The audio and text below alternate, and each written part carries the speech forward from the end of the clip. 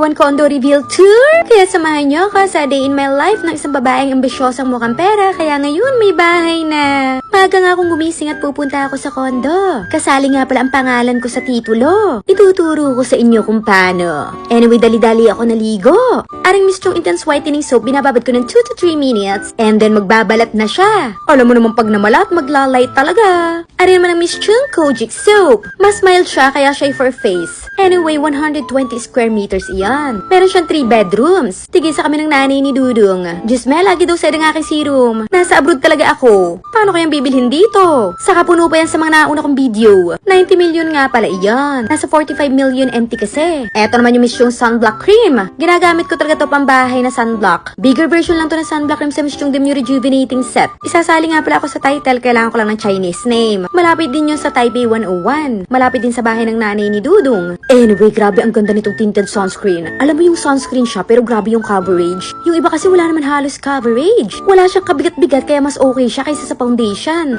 Parang naka-foundation ka rin naman dyan, Mima. Kahit pagpatung-patungin mo, hindi yan mamumuuha. No bigat at no lagkit talaga. Look nyo, akin pang isa second palitada. Ay plakado na ang coverage sa second lapat niya. Medyo magastos nga kami pag nauwi ng Taiwan. 1 month kasi kami nag-i-stay kapag nauwi din apakamahal ng hotel ha. Di rin man pwede sa Airbnb.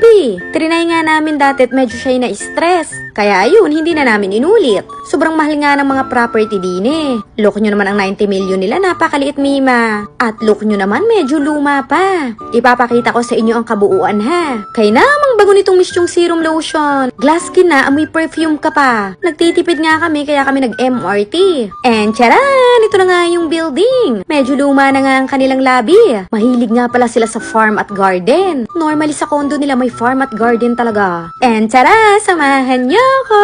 Grabe nga mga muebles nila. Garne ata ang bahay ng mga Chinese Mima. Pero in fairness, napaka-plakado. Ang gaganda ng stone, ito yung sala. Tas nakita nyo naman yung lagayan ng TV. Eto naman yung master's bedroom. Sorry naman ang walk-in closet ng master's bedroom. Diretso-diretso ng a little bit, makikita nyo tong toilet. Mahilig nga pala dito sa bathtub. Eto naman yung office area. Common CR. Simple pero in fairness maganda. Eto naman yung kabuuan ng sala. And tara, dito naman tayo sa kitchen. Bet na bet ko naman yung kitchen nila kasi medyo malaki ng a little bit. Maaliwalas at maganda ang forma. Eto naman sampayan ata to, Mima.